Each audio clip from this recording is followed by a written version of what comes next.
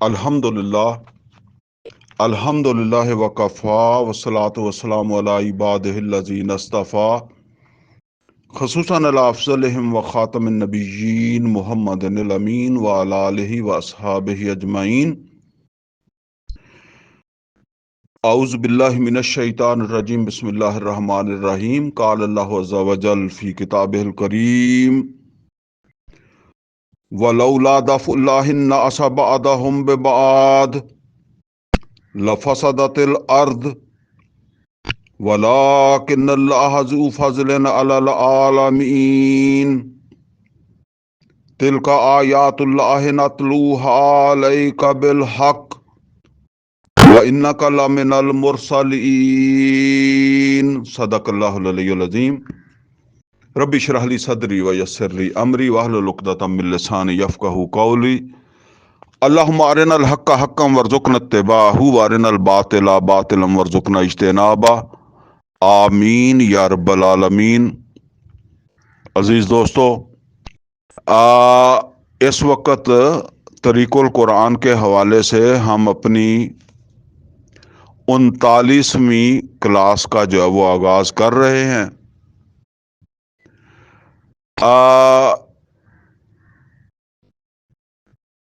طریق القرآن کے حوالے سے تو یہ ہماری 39ویں کلاس ہے، البتہ جو ذیلی موضوع چل رہا ہے نا، فساد فی الارض، تو اس کے حوالے سے جو ہے وہ ہماری یہ 5ویں کلاس ہے۔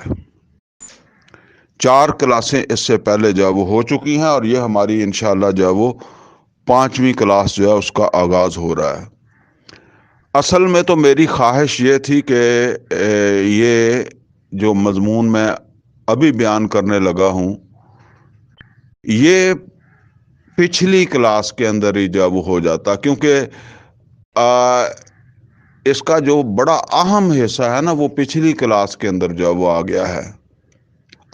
کلاس نمبر 38 طریق القرآن، کلاس نمبر 38 کے اندر جو ہے وہ آ گیا ہے، لیکن وہ جب بات شروع ہوئی تو بات لمبی ہوتی گئی، اور مجھے پھر وہ درمیان میں ہی جو ہے وہ چھوڑنا پڑا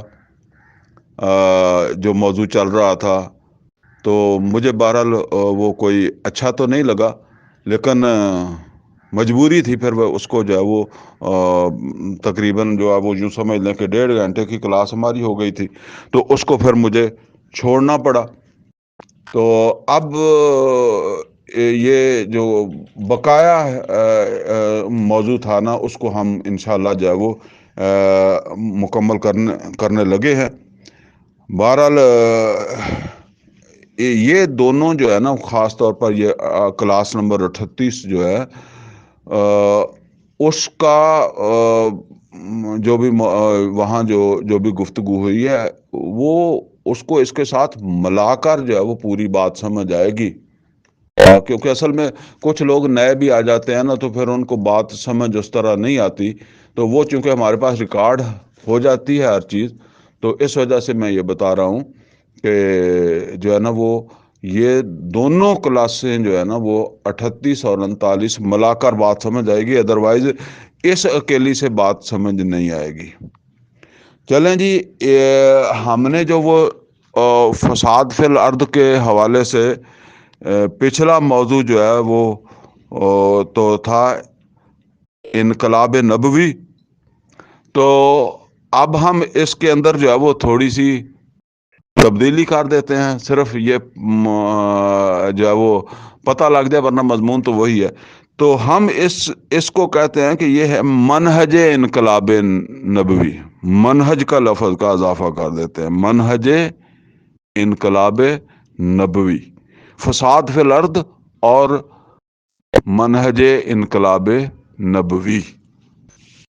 اس حوالے سے ہم نے نبی صلی اللہ علیہ وسلم کا جو انقلاب تھا اس کا جائزہ لینا شروع کیا تھا، تو اس کے اندر ہم نے یہ بات سمجھی تھی پچھلی کلاس میں کہ نبی صلی اللہ علیہ وسلم کا یہ جو انقلاب ہے، یہ اس کے 7 مراحل ہیں، 7 مراحل میں یہ انقلاب جو ہے وہ مکمل ہوا ہے۔ پہلا مرحلہ ہے دعوت و تبلیغ یعنی انقلاب محمدی کا پہلا مرحلہ ہے دعوت و تبلیغ، انقلاب محمدی صلی اللہ علیہ وسلم کا دوسرا مرحلہ ہے تنظیم و تربیت، اور انقلاب محمدی صلی اللہ علیہ وسلم کا تیسرا مرحلہ ہے صبر و مصابرت، اور انقلاب محمدی صلی اللہ علیہ وسلم کا چوتھا مرحلہ ہے اقدام یا چیلنج، اور انقلاب محمدی صلی اللہ علیہ وسلم کا پانچواں مرحلہ ہے تصادم، اور انقلاب محمدی صلی اللہ علیہ وسلم کا چھٹا مرحلہ ہے غلبہ دین، اور انقلاب محمدی صلی اللہ علیہ وسلم کا ساتواں مرحلہ ہے تصدیر انقلاب، یعنی انقلاب کو اب آگے ایکسپورٹ کرنا، آگے بڑھانا، جس طرح پھر عمر فاروق رضی اللہ تعالیٰ عنہ اور ذوالقرنین نے اس کو جو ہے وہ آگے بڑھایا تھا۔ بہرحال اب اس کے اوپر جو ہے وہ ہم بات شروع کرتے ہیں جی۔ وہ جو پہلا مرحلہ ہے اس کے اوپر تو تفصیل کے بعد ساتھ پچھلی کلاس میں بات ہو گئی ہے کہ یہ نظریہ توحید جو ہے اس کی دعوت ہوگی پورے زور سے۔ اب ہم دوسرے مرحلے کے اوپر جب وہ آ جاتے ہیں کہ اس انقلاب کا دوسرا مرحلہ، یعنی نبی صلی اللہ علیہ وسلم کے اس انقلاب کا دوسرا مرحلہ جو ہے وہ ہے تنظیم و تربیت۔ مطلب یہ ہے کہ اب یہ جو لوگ جو آپ نے یہ دعوت و تبلیغ کا کام کیا ہے، جو آپ نے نظریہ لوگوں کے سامنے پیش کیا ہے، انقلابی نظریہ، تو اب جنہوں نے اس نظریے کو قبول کیا ہے اب ان کو آپ نے جو ہے نا وہ منظم کرنا ہے۔ منظم کیے بغیر کوئی کام نہیں ہوتا، یہ سمجھ لیں، نظم کے بغیر کوئی کام نہیں ہوتا، تو اب ان کو منظم کرنا ہے اور پھر ان کی جو ہے وہ تربیت بھی کرنی ہے۔ اچھا، منظم کرنے کے لیے جو ہے وہ کیا طریقہ جو ہے وہ آپ یہ سمجھ لیں کہ اختیار کیا گیا، یا نبی صلی اللہ علیہ وسلم کی وہ تحریک کس طرح منظم ہوئی؟ دیکھیں، نبی صلی اللہ علیہ وسلم جب اپنی دعوت دیتے تھے تو جو شخص بھی اس دعوت کو قبول کر لیتا تھا آ کر کہتا تھا اشہد ان لا الہ الا اللہ و اشہد ان محمدًا عبدہ و رسولہ، تو وہ اب اس نظم میں آ گیا، اس ڈسپلن میں آ گیا، اس جماعت کا حصہ بن گیا۔ یعنی پہلے وہ جو ہے نا وہ اس جماعت میں نہیں تھا، یہ جملہ ادا کر کے اشہد ان لا الہ الا اللہ و اشہد ان محمدًا عبدہ و رسولہ، وہ اس نظم کے اندر جو وہ آ گیا۔ اب اس نظم کے اندر اس کی تربیت ہے۔ وہ تربیت کیا ہے؟ وہ نظریاتی تربیت ہے۔ اس کو اس نظریے کے جو ہے نا وہ ظاہر بات ہے کہ عام خطابات کے اندر تو پھر اس طریقے سے جو ہے وہ پوری بات سمجھ نہیں آتی نا، ان کو اچھے طریقے سے وہ نظریہ جو ہے نا وہ ان کے ذہن کے اندر تعلیمی تربیت ہی کہہ لیں، ٹھیک ہے۔ تو یہ جو ہے نا وہ تربیت صرف یہی نہیں ہے کہ آپ نے جو ہے نا وہ کوئی مشین چلانے کی جو ہے وہ تربیت کرنی ہے، یہ نظم کی بھی تربیت ہوتی ہے۔ ڈسپلن جو ہے نا وہ بھی ایک تربیت ہی ہے نا۔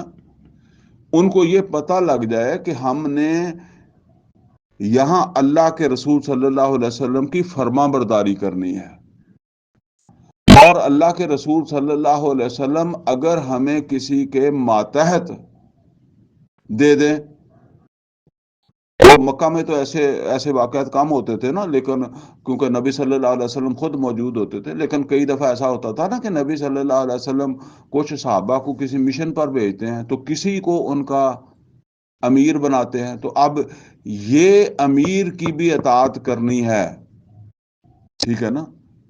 اس کو کہتے ہیں جو وہ نظم کی اطاعت کی تربیت، یہ ہے اصل کے اندر جو ہے نا وہ زیادہ اہم چیز اس میں۔ اب جماعت میں آنے کے لیے تو یوں سمجھ لیں کہ جس نے بھی کہا اشہد لا الہ الا اللہ و اشہد ان محمد عبدہ و رسولہ، وہ اس جماعت کا حصہ ہو گیا۔ اور باقی پھر قرآن میں اس وقت تو مکہ کے اندر جو ہے وہ سب سے زیادہ جو ہے وہ اللہ کے رسول، اللہ کا حکم اور اللہ کے رسول کا حکم، تو وہ بار بار قرآن کے اندر جو ہے وہ یہ آتا ہے کہ آتی اللہ و آتی الرسول، اطاعت کرو اللہ کی، اللہ کے رسول صلی اللہ علیہ وسلم کی۔ تو اس اطاعت کی عادت خوگر جس کو کہتے ہیں نا، خوگر ہو جائے آدمی جو ہے وہ اطاعت کا۔ اب مسئلہ یہ ہے کہ یہاں ہم نے یہ سمجھنا ہے کہ نبی صلی اللہ علیہ وسلم کی جماعت تو اس بنیاد کے اوپر جو ہے وہ بن گئی۔ اب اس معاشرے کے اندر، آج ہمارے ملک کے اندر ہم یہ چاہتے ہیں کہ یہاں جو ہے وہ ہم وہی کام کریں، وہی توحید کے تقاضے پورے کریں، وہ اللہ کے دین کی کبریائی کے لیے جدوجہد کریں، تو یہاں جماعت کیسے وجود میں آئے گی؟ اب دیکھیں اس کے اندر کوئی اللہ کے رسول صلی اللہ علیہ وسلم کی طرف سے کوئی واضح حکم موجود نہیں ہے، ٹھیک ہے نا؟ چنانچہ ہماری جو دینی جماعتیں کیسے وجود میں آتی ہیں؟ مثلا بعض جماعتوں کا نظم، جس طرح جماعت اسلامی کا نظم ہے، وہ نظم کیا ہے؟ ایک اقرار ہے، اور وہ اقرار یا وہ عہد بعض اوقات وہ فارم کی شکل کے اندر بھی ہوتا ہے کہ اس فارم میں یہ چیزیں لکھی ہوتی ہیں کہ میں دستور کا پابند رہوں گا، تو اس دستور کی جو ہے وہ پابندی کا عہد جو ہے، اس کی بنیاد کے اوپر وہ اس جماعت کا جو وہ رکن بن جاتا ہے۔ اور جو یہ کہے کہ میں جو ہے وہ یہ پابندی نہیں کروں گا، تو اس کو وہ رکن نہیں بنائیں گے، وہ نہیں رکن بن سکتا۔ اسی طریقے سے باقی بہت ساری جماعتیں جو ان کا مجھے پتا نہیں ہے کہ ان کا کیا سسٹم ہے، لیکن کوئی نہ کوئی چیز اس کے اندر جو ہے وہ یہ ہوتی ہے۔ اب نبی کریم صلی اللہ علیہ وسلم کی حیات میں ایک عمل اور بھی ملتا ہے، یعنی کسی اجتماعیت کو یا اجتماعیت کے لیے ایک عمل اور بھی ملتا ہے۔ وہ عمل ہے جسے عمل بیعت کہتے ہیں۔ اچھا، اس بیعت کے حوالے سے بڑی ساری جو ہے وہ غلط فہمیاں مبتلا ہیں۔ میں چونکہ پہلے وہ تنظیم اسلامی کے اندر بھی جو ہے وہ رہا ہوں، اور شبان المسلمین تو ظاہر ہے تنظیم اسلامی سے نکلے ہوئے لوگوں کے اوپر جو ہے وہ مشتمل ہے، تو اس حوالے سے میں کچھ چیزیں عرض کر دوں کہ دیکھیں، نبی کریم صلی اللہ علیہ وسلم مکہ میں تھے، تو نبی صلی اللہ علیہ وسلم نے مکہ والوں سے بیعت نہیں لی، یہاں تک کہ آپ نے ہجرت کی، اور کبھی کسی بیعت کا ذکر نہیں ہے کہ جو نبی صلی اللہ علیہ وسلم نے مکہ والوں سے لی۔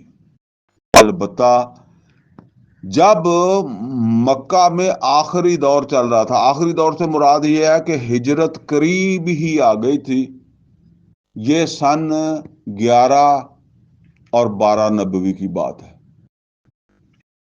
کہ مدینے سے کچھ لوگ آئے تھے جنہوں نے جو ہے وہ نبی صلی اللہ علیہ وسلم سے ملاقات کی، تو ان کی تعداد جو ہے وہ 6 تھی۔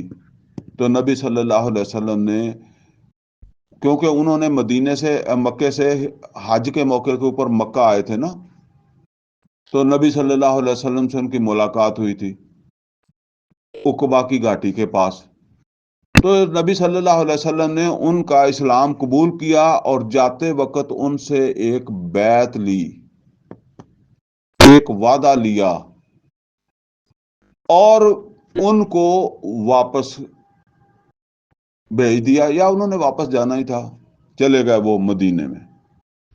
اگلے سال وہ 12 آدمی آئے، ان میں وہ 6 بھی تھے اور کچھ مزید لوگ تھے، اور 12 لوگ تھے، اور یہ 12 لوگ جو ہے نا، حج کے موقع کے اوپر پھر نبی صلی اللہ علیہ وسلم سے ان کی ملاقات ہوئی، اور جو نئے لوگ تھے ان کا اسلام بھی قبول ہوا، اور پھر جب گئے ہیں تو نبی صلی اللہ علیہ وسلم نے ان سے اب بیعت لی ہے، ان 12 آدمیوں سے بیعت لی ہے۔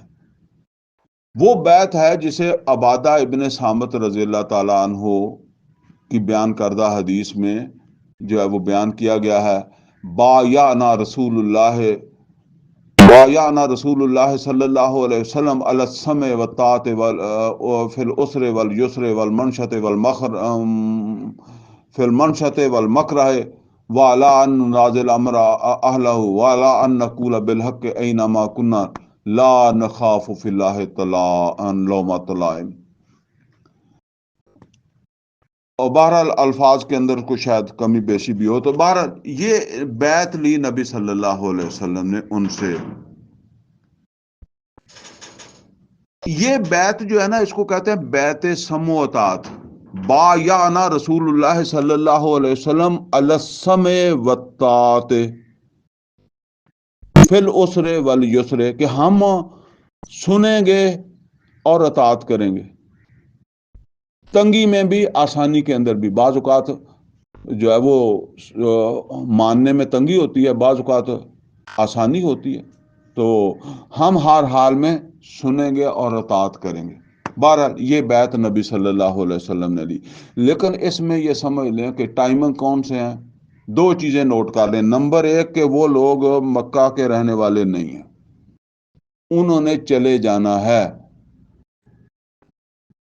اور دوسرا یہ ہے کہ اس کے یہ جو جس موقع کے اوپر یہ بیعت لی جا رہی ہے نا، اس سے قریب ہی ایک واقعہ ہونے والا ہے۔ وہ واقعہ یہ ہے کہ محمد اور رسول اللہ صلی اللہ علیہ وسلم خود بھی ہجرت کر کے مدینے جانے والے ہیں، یعنی اب وہ پہلا فیز ختم ہونے والا ہے، نئے فیز کا آغاز ہونے والا ہے، جو ہجرت کے بعد جو ہے وہ جو جدوجہد شروع ہوئی ہے، جہاد شروع ہوئی ہے۔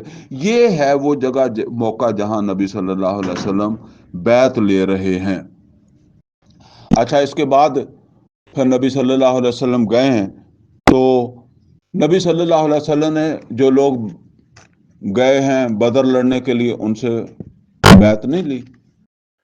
اسی طریقے سے جو ہے نا وہ نبی صلی اللہ علیہ وسلم نے خندق پہ صحابہ سے کوئی بیعت کا ذکر نہیں آتا کہ آپ نے بیعت لی ہو، اگرچہ خندق کھودتے ہوئے صحابہ ایک شعر پڑھا کرتے تھے، وہ آتا ہے بخاری شریف میں، نحن الذین بایعوا محمدا علی الجہاد ما بقینا ابدا، کہ ہم وہ لوگ ہیں کہ جنہوں نے محمد اور رسول اللہ صلی اللہ علیہ وسلم کے ہاتھ پر جہاد کی بیعت کی ہے۔ تو اب یہ ہو سکتا ہے یہ وہی صحابہ ہوں جنہوں نے وہاں بیعت کی تھی جو ہے نا وہ عقبہ کے موقع کے اوپر۔ بہرحال واللہ عالم۔ لیکن پھر جس طرح تبوک میں گئے ہیں، فتح موقع کے اوپر نبی صلی اللہ علیہ وسلم نے کوئی بیعت نہیں لی۔ البتہ نبی صلی اللہ علیہ وسلم نے خندق کے بعد جب عمرے کے لیے تشریف لے جا رہے تھے، اور وہ جب صلح حدیبیہ ہوئی ہے، حدیبیہ کے مقام پر جب یہ واقعہ ہوا ہے کہ حضرت عثمان رضی اللہ تعالیٰ عنہ کی شہادت کی اطلاع ملی ہے، تو اب جو ہے وہ نبی صلی اللہ علیہ وسلم نے بیعت لی ہے، جسے قرآن میں بیعت رضوان کے نام سے جو ہے وہ جسے بیعت رضوان جو ہے وہ کہا جاتا ہے۔ اور یہ بیعت جنگ کی بیعت تھی، نوٹ کر لیں، جہاد میں بھی یہ جنگ کی بیعت تھی، بیعت جہاد۔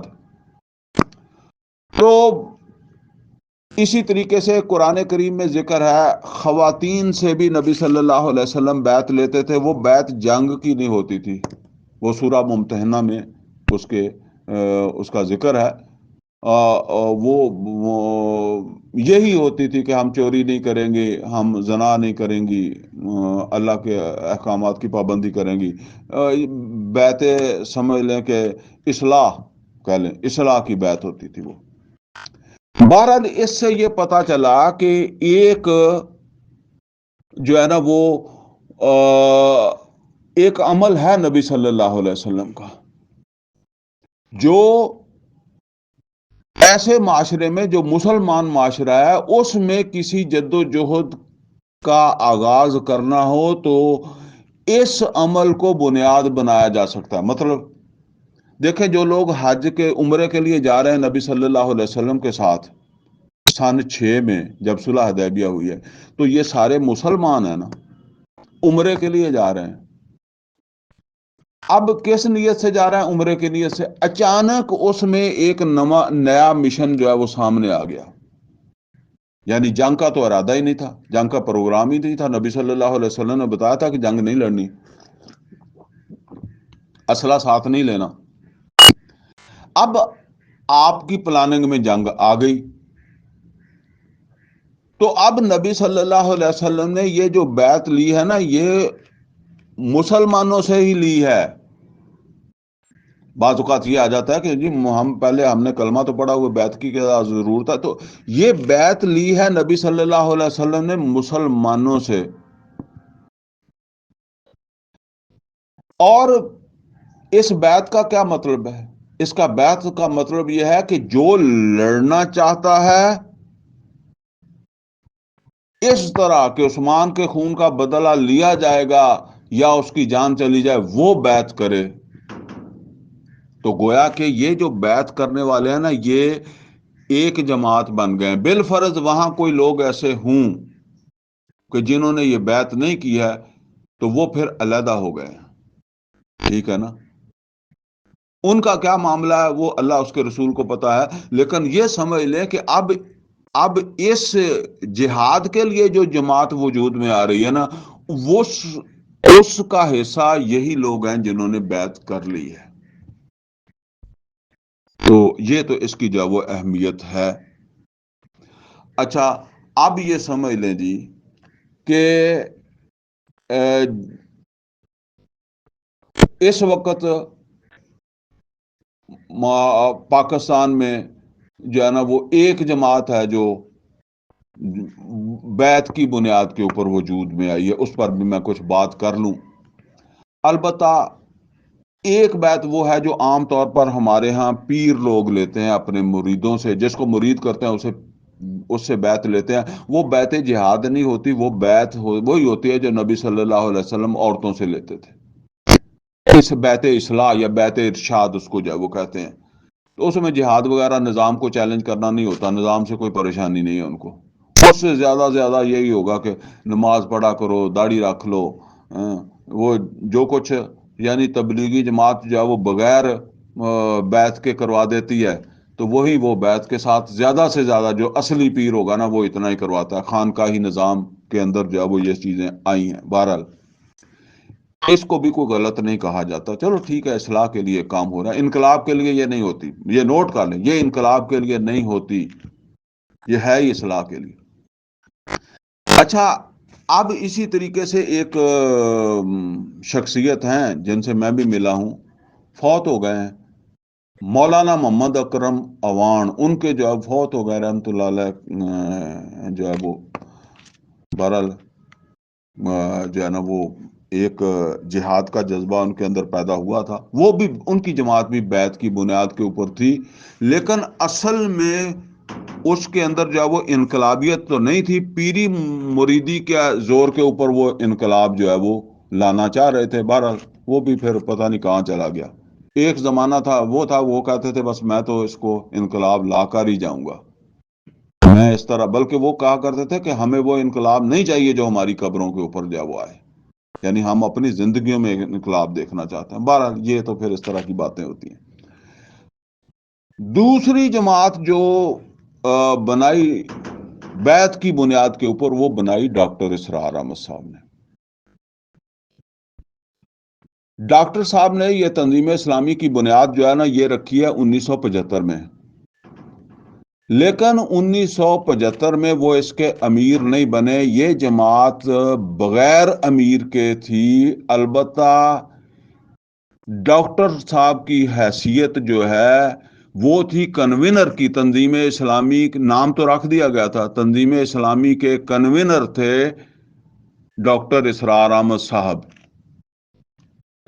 اور وہ جو لوگ بھی عہد کر کے ایک مطلب یہ ہے کہ بیعت نہیں بلکہ ایک سمجھ لیں کہ ارادہ ظاہر کر کے فارم وغیرہ بنا لیتے ہیں نا کہ اس میں کوئی شرائط لکھ لیتے ہیں، اس شرائط کے اوپر دستخط کر کے پڑھ کے دستخط کیے تو وہ جو ہے وہ اس جماعت کے رکن جو ہے وہ بن جاتے تھے۔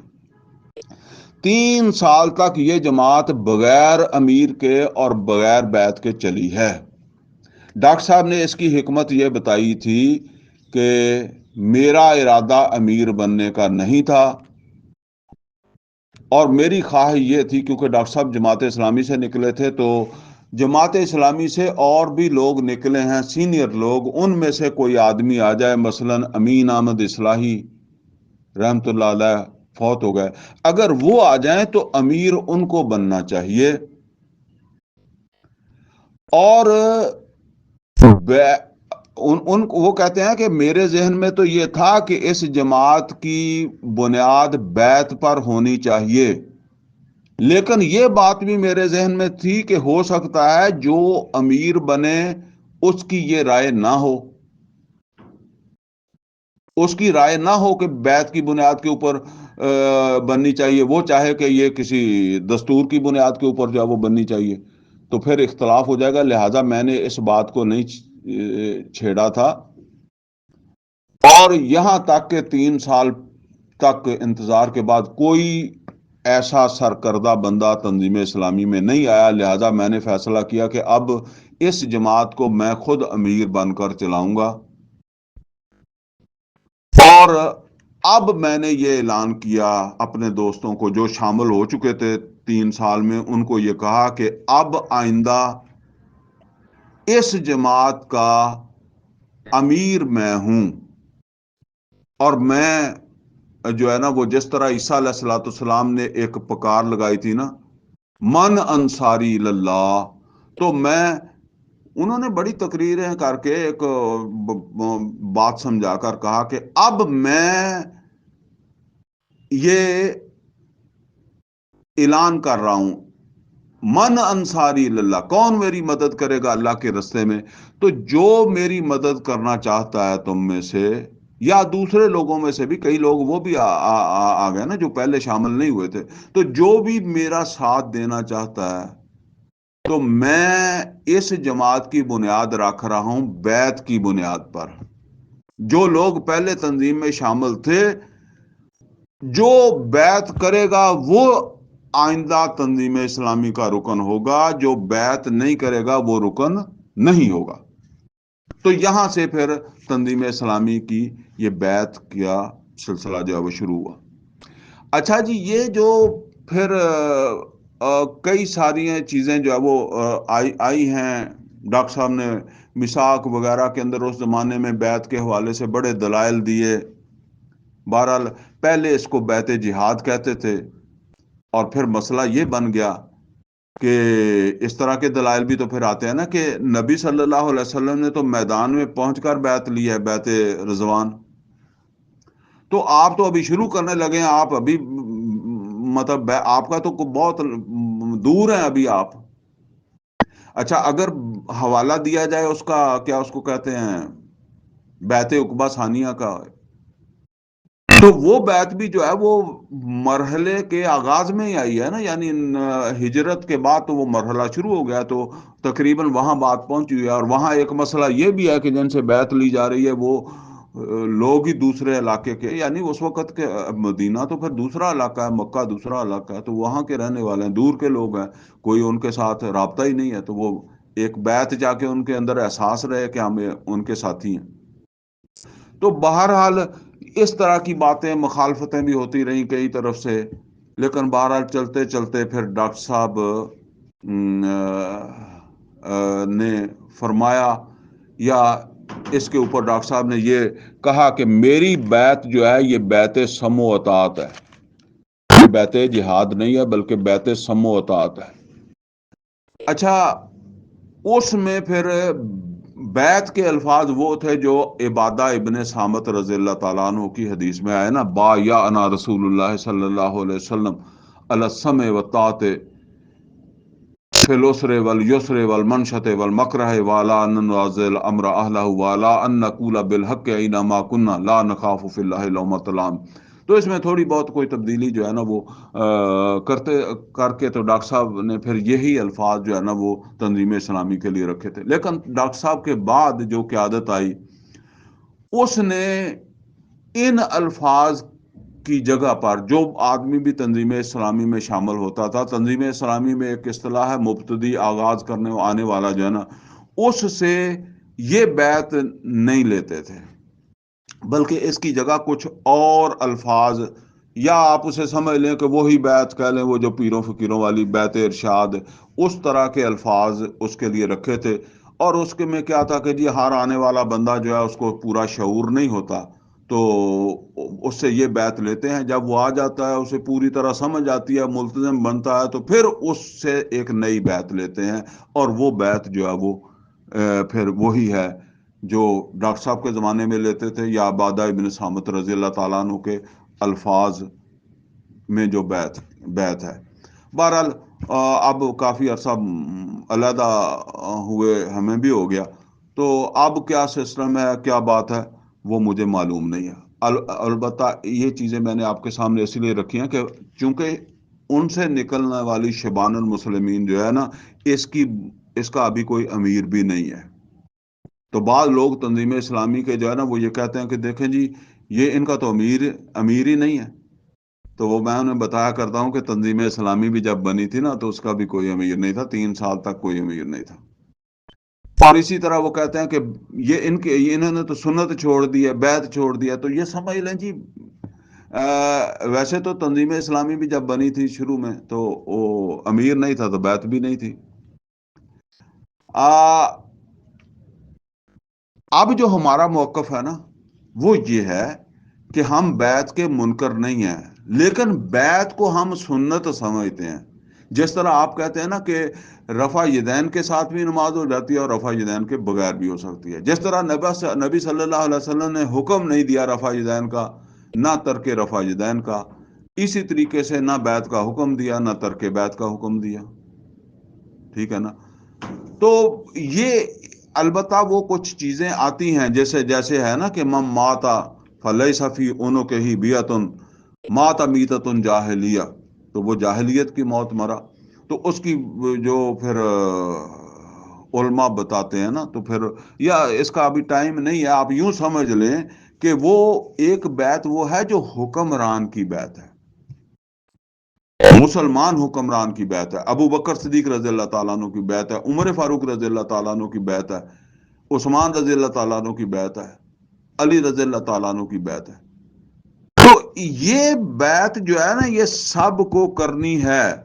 इसके बारे में तो ये भी कहा गया है कि जो बैत नहीं करता, सॉरी, जब एक की बैत हो जाए तो दूसरा खड़ा हो तो उसकी गर्दन काट दो। एक ही हुक्मरान होगा, एक ही अमीर होगा। दूसरा जो है ना, अमीर से मुराद अमीर जमातों के होते हैं, लेकिन मुल्क का हुक्मरान होता है, तो उसकी गर्दन जो है वो काट दो, दूसरा नहीं हो सकता, वो बागी है। तो ये समझ लें कि असल के अंदर ये एक चीज होती है जिसका इतलाक कहीं हो रहा था, कहीं जाकर जो वो कर देते हैं। तो बैत के हम मुनकर नहीं हैं, अलबत्ता हम समझते हैं कि ये बैत जो है ना, ये सुन्नत है, इसे इख्तियार करना सवाब है, बासे बरकत है। लेकिन ये उस वक्त है जिस वक्त आप जो है ना वो दूसरे मरहले के अंदर जो है वो दाखिल हो। दूसरे मरहले से मुराद मेरा क्या है कि एक्टिव रेजिस्टेंस। अब आप निज़ाम को जो है वो चैलेंज करने जा रहे हैं। जिस तरह मक्का में बैत नहीं ली, लेकिन मदीने आने का मकसद ही क्या था? निज़ाम को चैलेंज करना था, या मक्के वालों को चैलेंज करना था। तो वो रजवान, बैत रजवान हुई है। तो हम भी इंशाअल्लाह इरादा रखते हैं कि जब ये वक्त हमारे ऊपर आएगा तो उस वक्त हम बैत लेंगे, या उस वक्त मशवरा होगा ना, फिर मशवरे के साथ इंशाअल्लाह उम्मीद है कि उस वक्त ये बैत, यानी हमारे एतबार से अभी ये बैत का वक्त नहीं है, ये बैत उस वक्त है। और उनके ऊपर जिनसे बैत लेनी है ना, उनके ऊपर हर चीज वाज़ेह होनी चाहिए। دیکھیں جس طرح اللہ تعالیٰ مسلمانوں کو جب امت بنا رہا ہے نا مدینے آنے کے بعد، دوسرا سپارہ شروع ہوتا ہے نا، تو وہاں بدر سے بھی پہلے بتا رہا ہے نا، وَلَنَبْلُوَنَّكُمْ بِشَيْءٍ مِّنَ الْخَوْفِ وَالْجُوعِ وَنَقْصٍ مِّنَ الْأَمْوَالِ وَالْأَنفُسِ وَالثَّمَرَاتِ وَبَشِّرِ الصَّابِرِينَ الَّذِينَ إِذَا أَصَابَتْهُم مُّصِيبَةٌ قَالُوا إِنَّا لِلَّهِ وَإِنَّا إِلَيْهِ رَاجِعُونَ أُولَٰئِكَ عَلَيْهِمْ صَلَوَاتٌ مِّن رَّبِّهِمْ وَرَحْمَةٌ وَأُولَٰئِكَ هُمُ الْمُهْتَدُونَ۔ اگر آپ آنکھیں بند کر کے بیعت لے لیں گے، بہرحال وہ کہتے ہیں کہ جی ہم آہستہ آہستہ ان کو تربیت دے لیں گے، تو ٹھیک ہے چلیں جیسے وہ کرنا چاہتے ہیں، لیکن یہ سمجھ لیں جب آپ ان سے وہ بیعت لے رہے ہیں تو نمبر ایک یہ ہے کہ ان پر یہ ساری باتیں واضح ہونی چاہیے کہ اب ہم اپنی جان کی قربانی تک اس مشن میں دیں گے، اور دوسرا یہ ہے کہ آپ وہ مشن شروع کرنے کے قریب پہنچے ہوئے ہوں، تو اگر آپ بہت پہلے یہ کام کر رہے ہیں تو بہرحال وہ جو ہے نا وہ کوئی جو ہے نا وہ اب آپ اس کو سنت کے نام پر جو ہے وہ کہیں تو آپ کہہ لیں، لیکن وہ بات کچھ اور ہے، آپ کچھ اور کہنا چاہ رہے ہیں، اور یہ میں بھی جب تک میں تنظیم اسلامی میں تھا تو ان چیزوں کی اتنی سمجھ نہیں آئی تھی، تو اس وقت میں بھی بڑی وکالت کرتا رہا ہوں، اور میری کتاب جو طریق القرآن ہے اس کے اندر جو ہے وہ اس کا میں نے جو ہے وہ ذکر بھی جو ہے وہ کیا ہوا ہے۔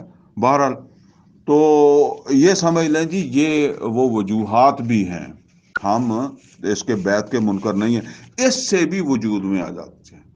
تو بات یہ ہو رہی تھی کہ یہ دوسرا مرحلہ جو ہے تنظیم و تربیت، اب تنظیم کے لیے تنظیم کیسے وجود میں آئے گی، نظم کیسے وجود میں آئے گا، تو میں نے آپ کو یہ دونوں چیزیں جو ہے وہ بیان کر دی۔ نبی صلی اللہ علیہ وسلم کے ہاں نظم جو ہے وہ ایک تو اس طرح بنا کہ آپ نے جو ہے نا وہ جس نے بھی کہا اشہد اللہ الہ الا اللہ واشہد ان محمدن عبدہ و رسولہ، تو وہ آپ کے نظم میں آ گیا۔ اور دوسری طرف یہ ہے کہ جب کبھی اس طرح کی ضرورت پڑی ہے، جیسے وہ بیعت رضوان والا معاملہ ہے، تو وہ بیعت بھی اس نظم کی بنی ہے۔ اب اس میں یہ سمجھ لیں کہ اب جنہوں نے وہ اقرار کیا ہے وہ ہیں اصل کے اندر اس نظم میں، یہ اگر کسی نے نہیں کیا تو پھر وہ اس نظم سے نکل گیا ہے۔ تو اس طرح سمجھ لیں کہ یہ آج کے دور کے اندر جو ہے وہ جس طرح جماعت اسلامی ہے ایک دستور بنایا ہے، لوگوں سے جو عہد لیا جاتا ہے وہ فارم فل کرتے ہیں، فارم پہ لکھا ہوتا ہے، وہ اصل کے اندر اس کو دستور کی بیعت کہتے ہیں، یعنی ایک ہے شخصی بیعت، ایک ہے دستوری بیعت۔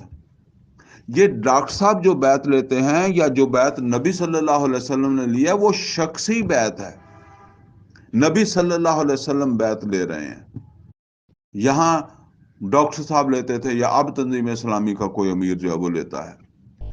اور اس کے مقابلے میں جو مولانا مودودی رحمت اللہ کی جماعت ہے، اس کا جو سٹرکچر ہے نا، اس کو آپ کہہ دیں کہ بیعت تو ایک سمجھ لیں معاہدہ ہے، تو یہ دستوری بیعت ہے، یا آپ یہ سمجھ لیں کہ شبان مسلمین میں جو بیعت ہے وہ دستوری ہے۔ البتہ جب وہ ایکٹیو ریزسٹنس کا مرحلہ آئے گا تو اس وقت جو ہے نا وہ شخصی بیعت بھی ہو سکتی ہے، کہ اس مرحلے میں جس طرح یہ وہ طالوت کی بیعت ہی سمجھ لیں نا، کہ وہ طالوت کو سپہ سالار ماننا ہے نا، تو طالوت کے اندر صلاحیتیں ہیں، کئی لوگ جو تھے انہوں نے طالوت کو نہیں مانا، تو جب آپ اس مرحلے میں جائیں گے اس وقت پتہ نہیں کون آدمی ہوگا تو اس کے اوپر آپ نے اعتماد کرنا ہے نا، تو اس وقت جو ہے وہ یہ بیعت جو ہے نا یہ اصل کے اندر اس وقت ہمارے خیال کے اندر جو ہے وہ ہونی چاہیے۔ بہرحال تو اب یہ دوسری چیز ہے۔ اب انقلابی حوالے سے نبی صلی اللہ علیہ وسلم کی سیرت میں یہ اصل کے اندر سیرت ہی ہے جو اس وقت ہے، یہ سارے سیرت کا چیپٹر ہے نا، تو اس کے اندر جو ہے نا وہ تیسرا مرحلہ کیا ہے، صبر و مصابرت۔ اب وہ جو لوگ آ گئے ہیں نا، ان کو جو آپ نے تربیت دینی ہے اور جو بات ان کو سمجھانی ہے، اس کے نتیجے میں ان کے اندر बर्दाश्त पैदा हो, हौसला पैदा हो। सब्र कहते हैं बर्दाश्त को, और मुसाबरत कहते हैं कि जिसके मुकाबले में तुम्हें सब्र करना पड़ रहा है उसका सब्र देखो कितना है। जिस तरह सूरा आले इमरान के आखिर पे आया ना, या अय्युहल्लज़ीना आमनुस्बिरु वसाबिरु वराबितु, ऐ ईमान वालो सब्र करो, साबिरु, या अय्युहल्लज़ीना आमनुस्बिरु वसाबिरु, साबिरु क्या, ये है मुसाबिरत, मुकाबला।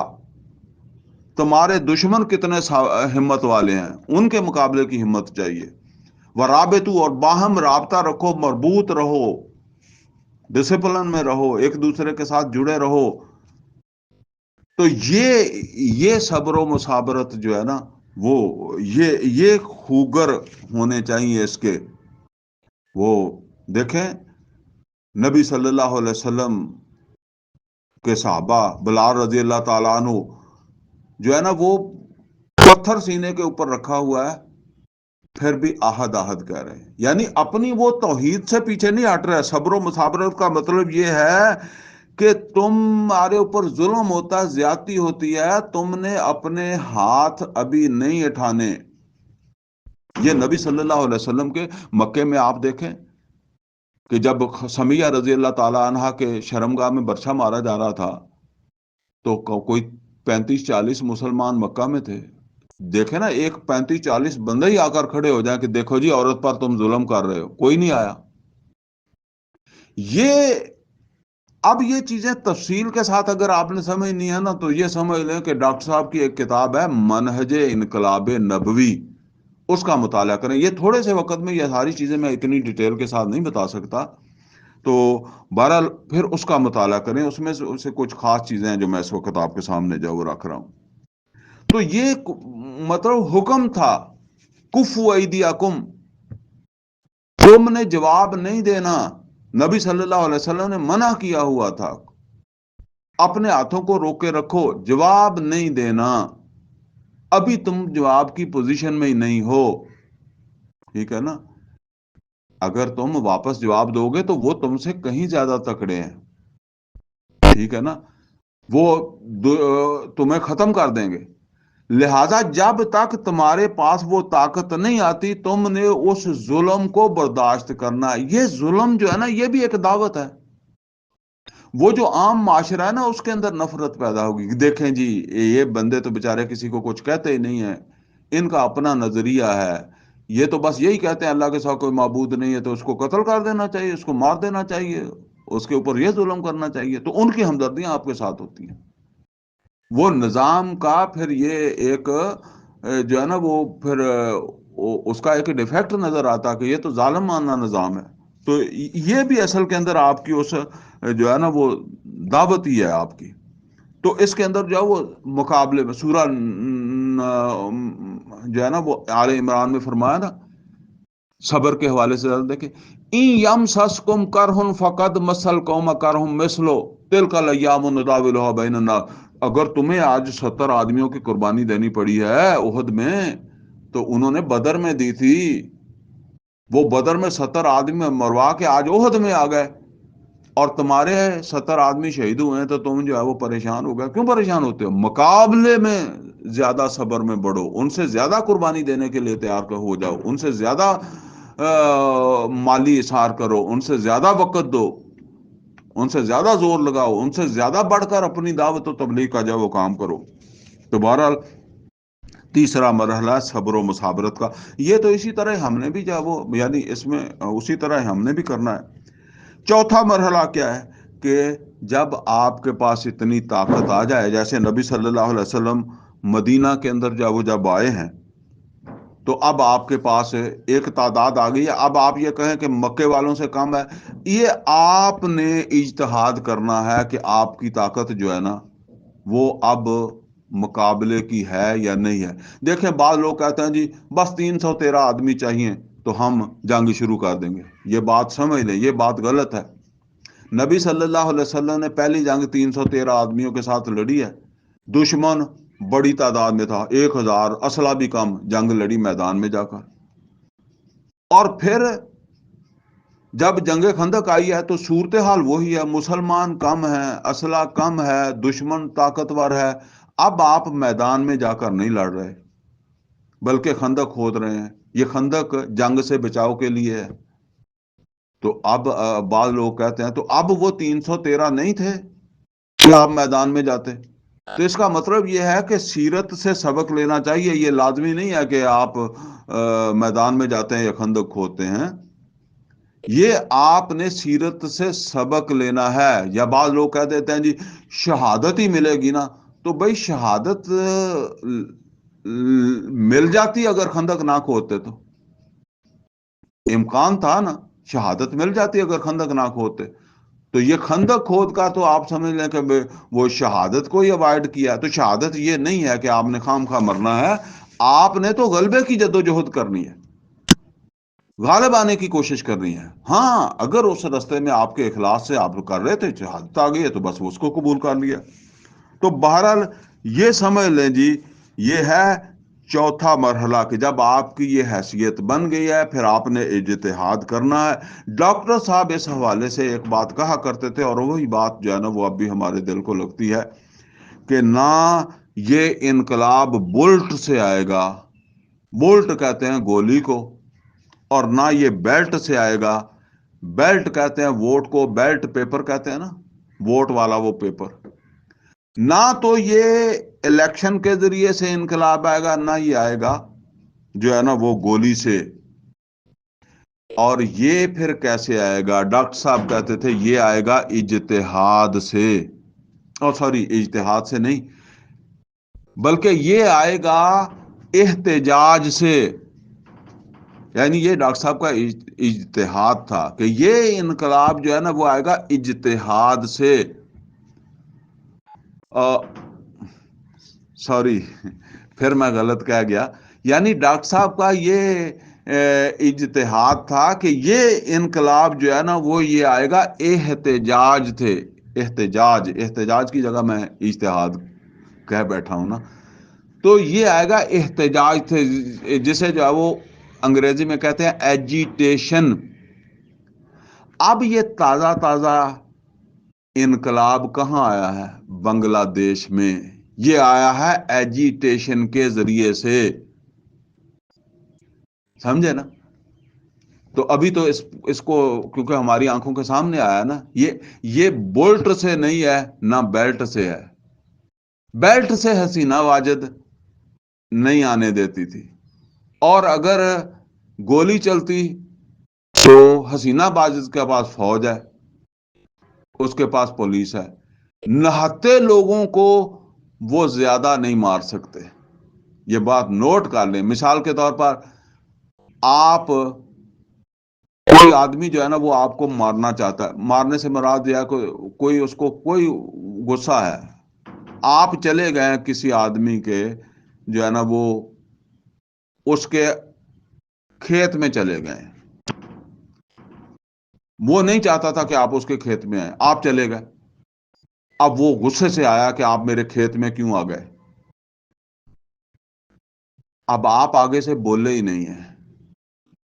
اس نے آ کر جو ہے نا وہ آپ کو غصے میں ایک تھپڑ مارا, آپ آگے سے بولے ہی نہیں, آپ نے تھپڑ برداشت کر لیا. پھر اس نے دوسرا مارا ہے, آپ نے برداشت کر لیا. وہ زیادہ سے زیادہ 2-3 اور مارے گا. لیکن اگر آپ اٹھ کر آگے سے لڑنا شروع کر دیں گے تو پھر ہو سکتا ہے آر پار ہو جائے گا. پھر بس یہ سمجھ لے کہ نقصان تو ایجیٹیشن میں بھی ہوگا, لیکن اگر آپ کا ایجیٹیشن پر امن ہے جسے کہتے ہیں تو پھر آپ کا نقصان تھوڑا ہوگا. آپ نے اپنے لوگوں کو بتایا ہوا ہے کہ اس کے لیے آپ نے پیچھے بھی نہیں ہٹنا اور جان بھی جو ہے وہ دینی ہے. تو اس سے خمینی کا انقلاب جو تھا وہ بھی اسی طریقے سے آیا تھا, وہ بولٹ اور بیلٹ سے نہیں آیا تھا. تو یہ بہرحال ڈاکٹر صاحب کا وہ کیا کہتے ہیں, پھر لفظ نہیں میری زبان کے اوپر چڑھتا, اجتہاد ہے کہ احتجاج سے, ایجیٹیشن سے, پرامن ایجیٹیشن سے یہ انقلاب جو ہے وہ آئے گا. البتہ نبی صلی اللہ علیہ وسلم کے زمانے میں یہ تو پھر باقاعدہ جو ہے وہ ایک نبی صلی اللہ علیہ وسلم نے جو چیلنج کیا، اب یہ اس کے لیے آپ کو جو ہے نا وہ ہمارا طریق القرآن کا جو ہماری طریق القرآن کی کلاس 29 ہے نا، اس کو سننا پڑے گا کہ نبی صلی اللہ علیہ وسلم نے کس طریقے سے اقدام کیا، اور آپ خود تصادم چاہتے تھے، آپ خود جنگ چاہتے تھے، ٹھیک ہے نا۔ بہرحال اس زمانے میں جنگ ممکن تھی، فوج نہیں تھی، پولیس نہیں تھی، اس طرح کے حالات نہیں تھے۔ آپ دیکھیں جب خندق آئی ہے تو جب بڑی طاقت آ گئی ہے تو نبی صلی اللہ علیہ وسلم نے خندق بھی کھود دیا۔ تو اب اسی سے رہنمائی لینی ہے نا کہ اس وقت کیا ہم اس فوج کے ساتھ، اس پولیس کے ساتھ، اس نظام کے ساتھ لڑ سکتے ہیں جہاں ہم اپنے پاس جو ہے وہ چھری بھی نہیں رکھ سکتے؟ چھری بھی ہمارے پاس سے نکل آئے گی، ڈنڈا بھی نکل آئے گا تو FIR ہو جائے گی۔ تو بہرحال یہ سمجھ لیں جی کہ یہ ہے اس کا وہ مرحلہ۔ نبی صلی اللہ علیہ وسلم نے چیلنج کیا تھا ان کے قافلے روک کر، تجارتی قافلے روک کر، اور جو ہے نا وہ جو وادی نخلا کے اندر ایک آدمی قتل کیا تھا، وہ بھی آپ نے بھیجا تھا جاسوسی کے لیے ایک دستہ۔ اب یہ تھا چیلنج ان کو کہ یہ ہمارے جو ہے نا وہ ہمارا پیچھا کر رہے ہیں، ہماری رکھوالی کر رہے ہیں، ہمارے قافلوں کے اوپر حملہ آور ہونے کا سوچتے ہیں۔ تو اب واپسی جواب جو آیا ہے مکے والوں کی طرف سے، وہ بدر میں 1000 کے ساتھ جو ہے وہ آیا ہے۔ تو پھر یہ تصادم شروع ہو گیا ہے۔ یہ ہے 5واں مرحلہ، تصادم، باقاعدہ پھر جنگ شروع ہو گئی ہے۔ تو اب یہاں یہ سمجھ لیں کہ آپ نے جو ایجیٹیشن کرنا ہے، آپ نے ملک کو جام کرنا ہے، آپ نے دارالخلافے کو جام کرنا ہے، تو آپ نے پرامن کرنا ہے۔ پہلے آپ کے اوپر تشدد بھی ہوگا، آپ کے کچھ لوگوں کو جیلوں میں بھی ڈال دیں گے، سزائیں بھی دیں گے، ہو سکتا ہے کہیں گولی بھی چلے۔ آپ نے نہیں چلانی، آپ نے کسی پولیس والے کو، کسی فوج والے کو پتھر نہیں مارنا۔ وہ مکے والی صورتحال جو ہے نا وہی رکھنی ہے۔ تو اب اس کا نتیجہ نکلے گا پھر جس طرح وہ بنگلہ دیش کے اندر نکلا ہے کہ اس کے بغیر انشاءاللہ جو ہے نا وہ پرامن طریقے سے یہ ہو جائے گا۔ تو اب یہ بات ہے کہ جی بعض لوگ کہتے ہیں کہ اگر حکومت نہ ہتھیار ڈالے تو زیادہ سے زیادہ یہ ہوگا کہ تمہیں قتل کر دے گی، تو تم تو شہید ہو۔ کیا تم کسی برے مقصد کے لیے یہ کام کر رہے ہو؟ نہیں، تم تو اپنے رب کی توحید کی سرلس بلندی کرے گا۔ اگر یہ بات سمجھ آئی ہوئی ہے پھر تو آپ کو پریشانی نہیں ہوگی، لیکن اگر یہ بات ہی سمجھ نہیں آئی تو پھر تو آپ کہیں گے جی خام خواہ موت نو منہ دینا، یہ تو اس میں موت ہے۔ تو بہرحال یہ 6 مرحلے ہیں جی۔ پہلا کیا ہے؟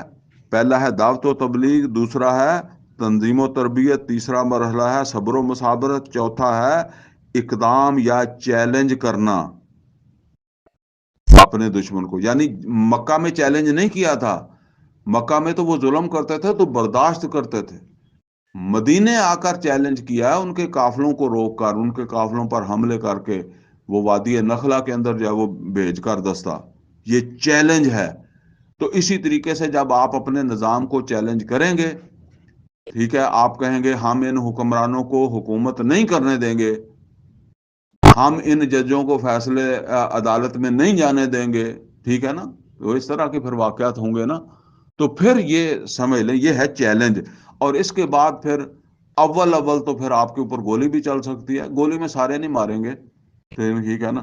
تو بہرحال یہ تصادم جو ہے نا وہ اس شکل کا ہوگا جس طرح کا بنگلہ دیش میں یا ایران کے اندر جو ہوا۔ ایران میں کافی لوگ انہوں نے جو ہے وہ قتل کیے تھے فوج نے، تو لیکن اس کے باوجود چونکہ وہ کمیٹڈ تھے تو وہ لگے رہے، آخر وہاں کی حکومت، فوج جو تھی ان کو ان کے سامنے جھکنا پڑا۔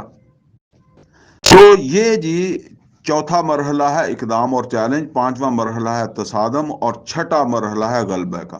اگر اللہ آپ کو غلبہ دے دیتا ہے جس طرح اللہ تعالیٰ نے محمد رسول اللہ صلی اللہ علیہ وسلم کو دیا، طالوت کو دیا، ذوالقرنین کو دیا، سلیمان داود علیہ السلام کو دیا، تو اب اگلی ذمہ داری یہ ہے کہ یہ دین صرف آپ کے ملک کے لیے نہیں ہے، پھر آپ نے اس کو آگے ایکسپورٹ کرنا ہے۔ نبی صلی اللہ علیہ وسلم نے اپنی حیات میں ایکسپورٹ کا کام شروع کر دیا تھا۔ یہ جو تبوک کی طرف نبی صلی اللہ علیہ وسلم نے لشکر بھیجا تھا نا، یہ عرب سے باہر رومیوں کے ساتھ مقابلے کے لیے یہ لشکر جو تھا وہ نبی صلی اللہ علیہ وسلم خود لے کر گئے تھے نا رومیوں کے مقابلے میں۔ تو اسی طریقے سے دوسرا لشکر وہ تھا جو نبی صلی اللہ علیہ وسلم نے تیار کیا تھا، اسامہ رضی اللہ تعالیٰ عنہ، لشکر اسامہ۔ لیکن نبی صلی اللہ علیہ وسلم کا وصال ہو گیا تھا، یہ لشکر پھر ابو بکر صدیق رضی اللہ تعالیٰ عنہ کی جو ہے وہ خلافت کے دور کے اندر جو ہے وہ یہ گیا ہے۔ یہ ہے ایکسپورٹ۔ اب اس کو آپ نے آگے پھیلانا، جیسے ذوالقرنین نے مشرق و مغرب اور شمال کی طرف جو ہے وہ پھر اس کو جو ہے وہ پھیلایا۔ اچھا جی، یہ اب یہ بات ہے کہ بعض لوگ سوال کر دیتے ہیں، وہ کہتے ہیں جی آپ بتائیں جی یہ جو موجودہ، دیکھیں اگر یہ کام کرنا ہے تو یا آپ کو موجودہ کسی جماعت کا حصہ بننا پڑے گا، اس میں شامل ہونا پڑے گا، یا پھر آپ کو نئی جماعت بنا لیں۔ آپ خود بنا لیں، آپ کہیں کہ یہ سب جماعتیں غلط ہیں، نئی جماعت بناتے ہیں۔ اگر آپ کہتے ہیں کہ میں نئی نہیں بنا سکتا تو پھر جو بہتر ہے اس میں شامل ہو جائیں، فی الحال شامل ہو جائیں، ٹھیک ہے نا۔ اب اس کے لیے میں کچھ اصول آپ کو بتاتا ہوں، وہ کیا ہے۔ دیکھیں، نمبر ایک، جس جماعت میں آپ نے شامل ہونا ہے نا، اس کا واضح نصب العین توحید کی سربلندی ہو، دین کا غلبہ ہو، اللہ کی حاکمیت کا قیام ہو، اللہ تعالی کی صفت تخلیق، اس کے خالق ہونے کا کہ مظہر جو ہے نا اس کو چوٹی تک پہنچانا ہو، اللہ تعالیٰ کے رازق ہونے کے مظہر کو چوٹی تک پہنچانا ہو، اللہ تعالیٰ کے حاکم ہونے کے مظہر کو چوٹی تک پہنچانا ہو، اللہ کی حکمرانی قائم کرنا ہو، توحید کی سربلندی قائم ہو۔ توحید کی چوٹی اور توحید کی سربلندی یہی ہے، یہ واضح طور پر ہو۔ وہ جب آپ جماعت کی طرف آ رہے ہیں، جماعت کے تو آپ کو یہ پتا ہو کہ یہ ہے اصل مقصد، یہ ہے وہ چوٹی جس کے لیے ہم اس میں شامل ہوئے، کوئی ابہام نہ ہو۔ بعض لوگ کہتے ہیں کہ جی اچھا ہم کرنا تو ہم نے بھی یہی ہے، لیکن لوگ چونکہ پھر اس طرح کی باتیں کریں تو لوگ شامل نہیں ہوتے، آتے نہیں ہیں۔ تو میں کہا کرتا ہوں کہ لوگ نہیں آتے نا، تو جب آنے کے بعد آپ ان سے یہ کہیں گے تو وہ انہوں نے آپ کے ساتھ جانا بھی نہیں ہے۔ انہوں نے کہنا ہے کہ ہم تو یہ سوچ کر آئے تھے، یہ سمجھ کر آئے تھے، اس کام کے لیے آئے تھے، یہ تو کوئی اپنا کام نکال کے بیٹھ گیا ہے۔ اللہ نے بھی اس طرح نہیں کیا، بندے تھوڑے آئیں یا زیادہ آئیں، اللہ نے بتایا ہے کہ اس رستے کے اندر والا نبلونکم بشیء من الخوف والجوع ونقص من الاموال والانفس والثمرات وبشر الصابرین، یہ سب چیزیں واضح ہوں ان کے اوپر۔ ہاں پھر کوئی آئے تو آئے۔ دوسرا یہ ہے کہ اس کا مقصد جو ہے نا وہ یہ تو میں نے بتا دیا کہ واضح طور پر اللہ کے دین کا غلبہ ہے، لیکن اللہ تعالیٰ کا دین کا یہ جو غلبہ ہے نا، یہ سنت رسول صلی اللہ علیہ وسلم کے مطابق ہونا چاہیے، یا سیرت رسول صلی اللہ علیہ وسلم کی روشنی میں ہونا چاہیے، اور توحید کے جو مضمرات ہیں ان کو کھول کھول کر لوگوں کو جو ہے نا وہ بتائے گئے ہوں، لوگوں کو سمجھ آ گئے ہوں کہ اس جو ہے وہ توحید کا یہ مطلب ہے، اور اس طریقے سے ہم نے اپنی منزل کی طرف جو ہے وہ پہنچنا ہے۔ اچھا جی، تیسری چیز کیا ہے؟ تیسری چیز یہ ہے کہ قیادت کا اخلاص۔ دیکھیں، ہم کہتے ہیں جی فلاں جماعت میں اس طرح کے بندے ہیں، فلاں جماعت کے اس طرح کے بندے ہیں، تو یہ بندے تو جو ہے نا وہ سارے اچھے نہیں ہو سکتے۔ نبی صلی اللہ علیہ وسلم کی جماعت میں بھی بعض لوگ بزدل بھی تھے، اور خندق کھودی ہوئی ہے تو وہ وہاں سے فرار چاہ رہے ہیں، جو قرآن کریم میں فرمایا وہ آ کر کیا کہتے ہیں، اِنَّ بُیُوتَنَا عَوْرَةٌ، اللہ نے کیا فرمایا، وَمَا هِیَ بِعَوْرَةٍ إِن يُرِیدُونَ إِلَّا فِرَارًا، یہ یہاں سے فرار چاہتے ہیں، جنگ نہیں لڑنا چاہتے۔ تو اس طرح کے بندے بھی ہوتے ہیں۔ احد کے موقع کے اوپر بھی کئی لوگ جو ہے وہ واپس آ گئے تھے، ٹھیک ہے نا۔ وہ ٹھیک ہے، وہاں تو یہ ہے کہ یہ منافقین اللہ کے رسول صلی اللہ علیہ وسلم کے، لیکن یہ منافقین بھی تھے تو مسلمانوں میں سے تو بہرحال یہ سمجھ لیں کہ جماعت کے اندر سارے لوگ ایک جیسے نہیں ہوتے، تربیت کے لیے ایک وقت لگتا ہے۔ البتہ یہ سمجھ لیں کہ اس جماعت کو چلانے والے جو ہیں ان کے اندر اخلاص موجود ہے کہ نہیں موجود ہے۔ میں اکثر کہا کرتا ہوں کہ ہم جس وقت کسی جماعت کو دیکھتے ہیں نا تو ہم کہتے ہیں کہ جی یہ دینی جماعت ہے، یہ جماعت تو بہت اچھی ہے، لیکن ان کی جو یہاں کی قیادت ہے نا، جو یہاں کا امیر ہے وہ کرپٹ ہے۔ یعنی جو اسلام آباد میں یا لاہور کے اندر ان کی قیادت ہے وہ تو ہے نیک لوگوں کی، اور یہاں کرپٹ ہے۔ اب مسئلہ یہ ہے کہ ان نیک لوگوں کے ساتھ آپ بیٹھے اٹھے ہی نہیں ہیں، وہ ہو سکتا ہے اس سے بھی زیادہ کرپٹ ہوں، لیکن وہ آپ کو اچھے لگتے ہیں۔ اس کے ساتھ آپ رہتے ہیں، اس کی کرپشن کا آپ کو پتا ہے، لہٰذا یہ دو چیزوں کو گڈمڈ نہ کریں۔ ان کو بھی دیکھیں کہ ان کے اندر بھی مخلص ہیں، کہیں مال بنانے والے تو نہیں ہیں۔ دین کے پردے میں مال بھی بہت بنتا ہے، عیاشیاں بھی بنتی ہیں، بڑی بڑی گاڑیاں، اور وہ جو مثالیں تو سنائیں گے کہ ابو بکر عمر فاروق رضی اللہ تعالیٰ عنہ نے ممبر پر بیٹھے ہوئے کرتے کا حساب دیا تھا، اور اپنا حساب دینے کے لیے تیار نہیں ہے۔ وہ کہیں گے جی امیر کو تو کوئی پوچھ ہی نہیں سکتا، امیر سے کوئی سوال نہیں ہو سکتا، وہ جو مرضی کرے، ٹھیک ہے نا۔ تو پھر یہ باتیں جو ہے وہ پیدا ہو جاتی ہیں، وہ خود تو پھر عمر فاروق رضی اللہ تعالیٰ عنہ سے بھی آگے نکلنے کی کوشش کرتے ہیں نا۔ تو یہ سمجھ لیں کہ جو ہے نا وہ قیادت کا اخلاص آپ کو وہاں بھی دیکھنا ہے۔ دین کے پردے میں بہت، جہاد کے پردے میں ہم نے بہت لوگوں کو مال بناتے دیکھا ہے، جہاد کے نام پر، پیری مریدی کے نام کے اوپر، دین کے نام کے اوپر جو ہے وہ مال بناتے ہیں۔ تو یہ دھوکہ نہیں کھانا۔ یہ مثالیں آپ کو جذبہ دیں گے کہ جی عمر فاروق رضی اللہ تعالیٰ عنہ کے لباس کے اندر جب وہ اتنے ٹانکے لگے ہوئے تھے تو خود ان کی زندگی دیکھیں، اس میں کیا ہے۔ عمر فاروق رضی اللہ تعالیٰ عنہ کے ٹانکے کیوں لگے ہوئے تھے؟ انہوں نے اپنا سارا مال اور سارا وقت جو ہے نا وہ دین کے لیے لگایا ہے۔ تو کچھ نہ کچھ تو پھر اس کی عادت میں بھی نظر آنا چاہیے، چلو وہاں تک نہیں تو کچھ نہ کچھ تو جھلک نظر اس کے اندر جب وہ آنی چاہیے نا اس قیادت میں۔ اگر آتی نہیں ہے تو پھر یہ انقلابی قیادت ہے ہی نہیں، ٹھیک ہے۔ تو البتہ جو آپ کے پاس قیادت ہے نا اس کو آپ دیکھیں کہ وہ حرام کھاتی ہے، ظالم ہے، دھوکے باز ہے، لالچی ہے، اخلاص ہے نہیں ہے، بڑی بڑی چیزیں اس میں دیکھیں۔ باقی اصلاح ایک دن میں نہیں ہوتی، آہستہ آہستہ ہوتی ہے۔ اگر بڑے جرائم میں مبتلا ہے پھر آپ کیوں اس جماعت میں شامل ہوتے ہیں؟ آپ کہتے ہیں کہ جی یہاں کا امیر کرپٹ ہے، پھر آپ اس جماعت میں شامل بھی ہوتے ہیں۔ آپ بلکہ اوپر والوں کو بتائیں کہ یہ کرپٹ رکھا ہوا ہے امیر آپ نے یہاں۔ تو قیادت جو ہے ہر آدمی کی بات ہے، قیادت میں اخلاص ہونا چاہیے۔ اور چوتھی بات کیا ہے؟ بہتر سے بہتر کی تلاش میں۔ آپ ایک جماعت میں شامل ہو گئے، آپ یہ نہ سمجھے کہ یہاں آپ کی رجسٹری ہو گئی، یہاں آپ کا انتقال ہو گیا، پٹا بن گیا ہے، نہیں۔ آپ کو کوئی اور جماعت اچھی نظر آتی ہے، مثال کے طور پر بعض اوقات آدمی کہتا ہے کہ جی میرے اس بار سے تو جماعت کوئی بھی اچھی نہیں ہے، ہاں یہ تھوڑی سی بہتر ہے، تو آپ اس بہتر میں شامل ہو جائیں۔ لیکن کل کو جب آپ کو اس سے بہتر نظر آئے تو فوراً آپ اس میں شامل ہو جائیں، اس جماعت کو چھوڑ دیں۔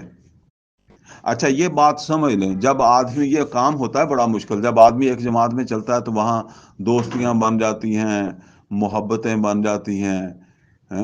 اب ہمارا کیا ہوتا تھا؟ ہمارا یہ ہوتا تھا کہ اگر ہماری کوئی خوشی ہے تو اس میں ہمارے تنظیمی لوگ آ رہے ہیں، ہماری کوئی فوتگی ہے تو اس میں ہمارے تنظیمی لوگ جو ہے وہ آ رہے ہیں، ایک برادری بن جاتی ہے نا۔ تو آدمی جب چھوڑتا ہے تو پھر وہ سوچتا ہے، اب میں بھی کئی دفعہ جو ہے وہ یہ سوچتا تھا کہ پتہ نہیں میں مر جاؤں گا تو تنظیم اسلامی کا کوئی بندہ جنازہ پڑھنے بھی آئے گا کہ نہیں پڑھنے آئے گا۔ حالانکہ مطلب ایک زمانے میں اس کی ظاہرہ قیادت میں شامل تھا، میں اس حلقے کو بہاول نگر بہاولپور کا جو حلقہ ہے اس کا تو میں بانی بھی ہوں، لیکن یہ ان کے ذہنوں کے اندر اس طرح یہ برین واشنگ اس طرح ہو جاتی ہے نا کہ وہ سمجھتے ہیں کہ وہ جو جماعت چھوڑ گیا وہ کفر میں چلا گیا ہے، وہ اب رہا ہی نہیں ہے، وہ پاگل ہو گیا، بیکار ہو گیا ہے۔ تو بہرحال پھر بندہ جو ہے نا وہ کوئی ہوتا ہے جس کا نظریہ پختہ ہوتا ہے نا، وہ اس بات کی پرواہ نہیں کرتا، لیکن عام آدمی یہی ہوتی ہے کہ وہ پھر اس جماعت سے نکلتا نہیں ہے۔ لیکن میں تو ان لوگوں سے جو ہے وہ مخاطب ہوں نا کہ جو شعوری طور پر کسی جماعت میں شامل ہوئے یا ہوتے ہیں، تو یہ سمجھ لیں، میں اس کی ایک مثال دیا کرتا ہوں، آپ ایک بس میں سوار ہوتے ہیں نا، تو وہ بس جو ہے نا اس نے بورڈ لگایا ہوا ہے لاہور کا، اور اس نے جانا لاہور نہیں۔ یہ بسوں والے اس طرح کرتے ہیں کہ جو ہے نا وہ بورڈ دور کا لگا لیتے ہیں، جانا لاہور ہے، جانا ہے سائی وال، بورڈ لاہور کا لگا لیا، چونکہ لاہور کے رستے میں سائی وال آتا ہے، جب سواری بیٹھ جائے گی تو تھوڑا سا آگے جا کر ٹکٹ لیں گے تو ٹکٹ اس کا کاٹیں گے سائی وال کا، اچھا، یا پھر سائی وال کا نہیں کاٹیں گے تو لاہور کا ہی کاٹ دیں گے۔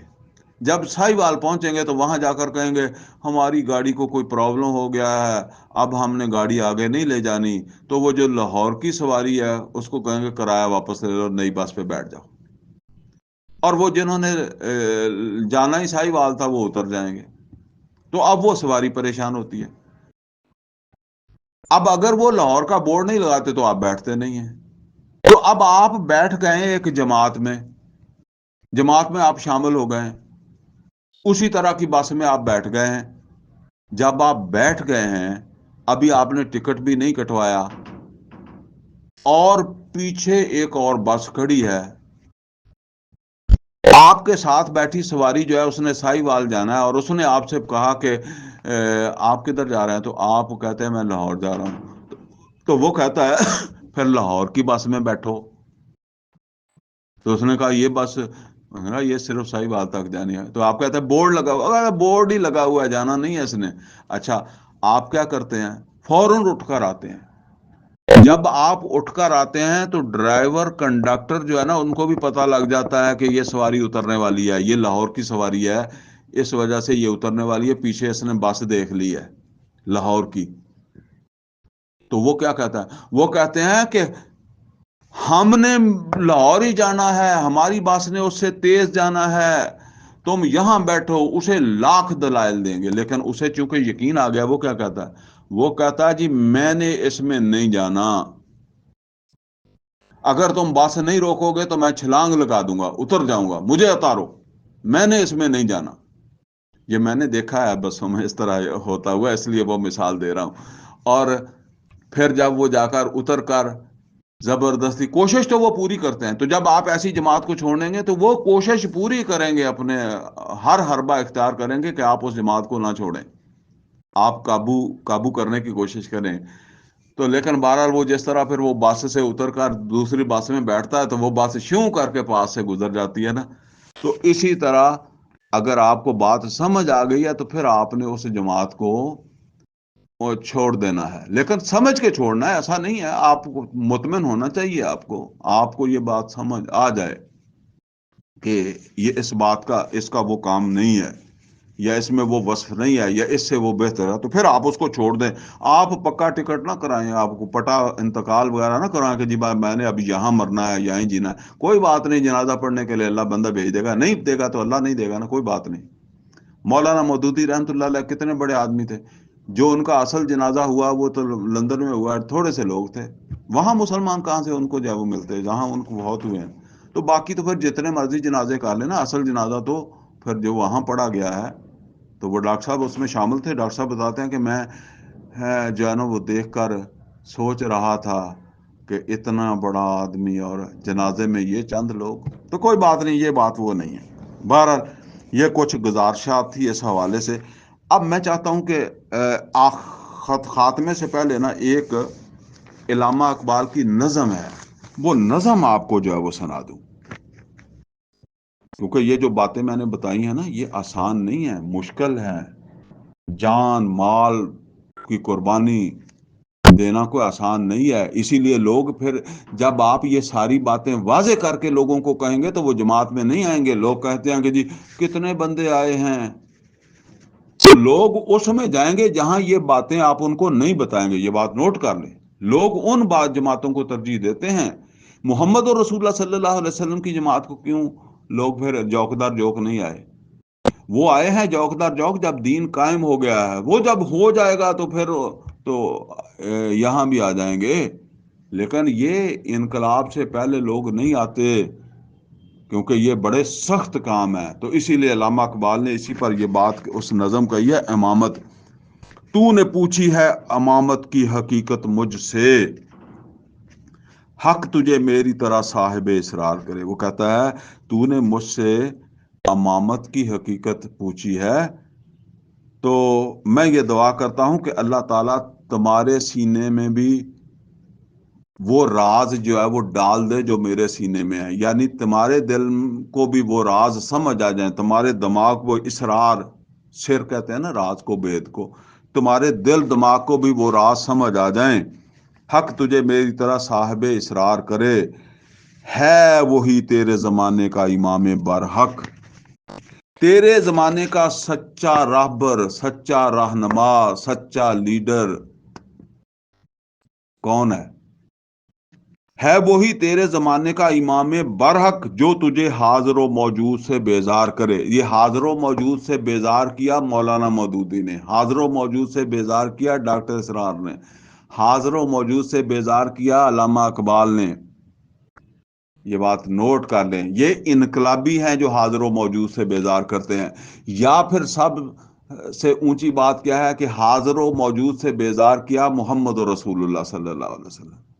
یعنی جب تک محمد رسول اللہ صلی اللہ علیہ وسلم نے یہ اللہ تعالیٰ کے معبود ہونے کے جو تقاضے ہیں اور اس میں جو خرابیاں ہیں وہ مکہ میں واضح نہیں کی تھی، تو اس وقت تک نہ ابو بکر صدیق رضی اللہ تعالیٰ عنہ، نہ عمر فاروق رضی اللہ تعالیٰ عنہ، نہ اور کتنے لوگ تھے، بس چل رہے تھے نا.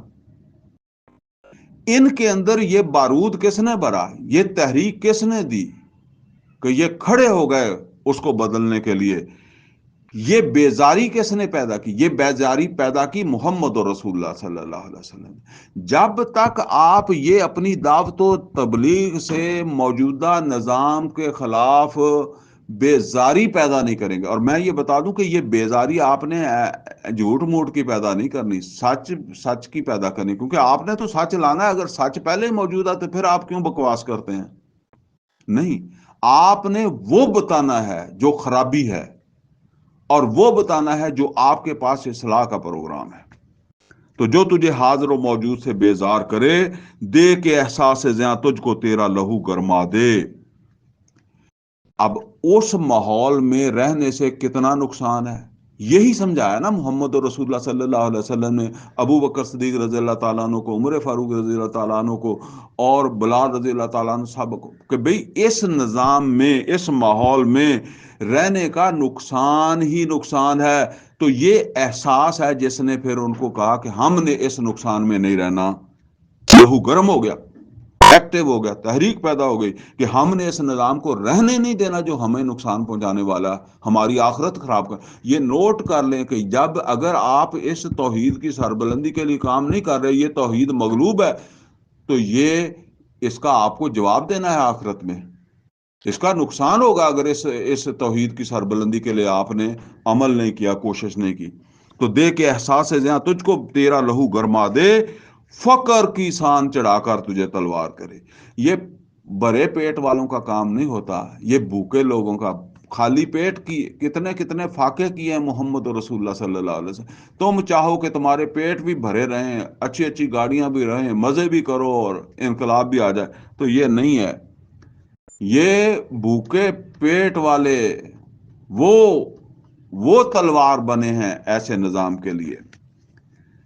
اصل کے اندر ان کی ایک جذبہ جو ہے نا وہ پیدا ہو جاتا ہے نا، سچائی کا، حق کا، آخرت میں کامیابی کا. سب سے بڑا ہے آخرت میں کامیابی کا. اس کے بغیر، اس جد و جہد، اس جہاد، اس نظام کو توڑے بغیر آخرت دیکھیں توڑنا تو اللہ کے حکم سے ٹوٹنا ہے. اس نظام کو توڑنے کی کوشش کیے بغیر کامیابی نہیں ہے۔ موت کے آئینے میں دکھا کر رخ دوست، موت کے آئینے میں تجھ کو دکھا کر رخ دوست، یعنی موت کے آئینے میں